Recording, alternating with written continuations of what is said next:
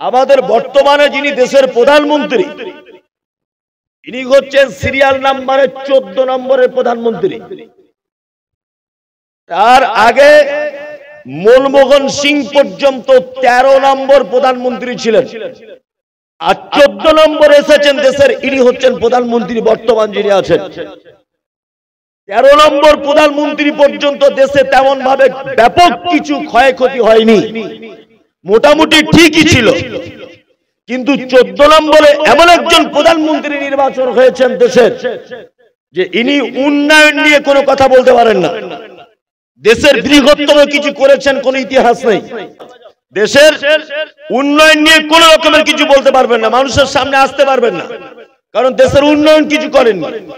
ইনি এখন একটা জিনিস খুব ভালো বুঝেছে, যে দেশে এখন রাজনীতি করতে গেলে একটাই উপায়, হিন্দুকে কখনো লেলিয়ে দিতে হবে, কখনো মুসলমানদেরকে লেলিয়ে দিতে হবে, এছাড়া আর কোনো বিকল্প রাস্তা নেই।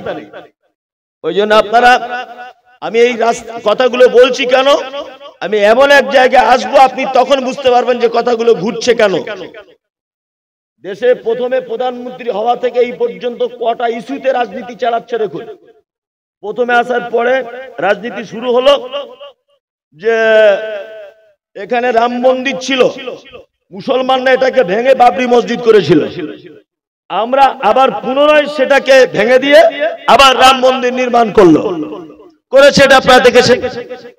এতে সারা পৃথিবীর ইতিহাস কলঙ্কিত করেছেন তিনি।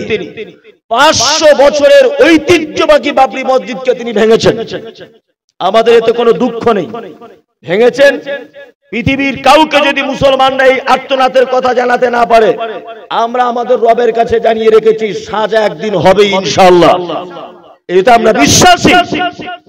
কারণ আমরা এর আগে ইতিহাস পড়েছি, পৃথিবীর দাপুটে নেতা নাম তার ফেরাউন টিকতে পারেনি, আল্লাহর বিরুদ্ধে চারণ করে।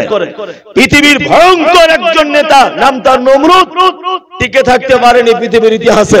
পৃথিবীর ইতিহাসে ইসলাম মাদ্রাসা মসজিদের বিপক্ষে যারাই দাঁড়িয়েছে, তারাই রবের পক্ষ থেকে ধ্বংস হয়েছে, এটা একেবারে উজ্জ্বল অক্ষরে লেখা ইতিহাসের পাতায়।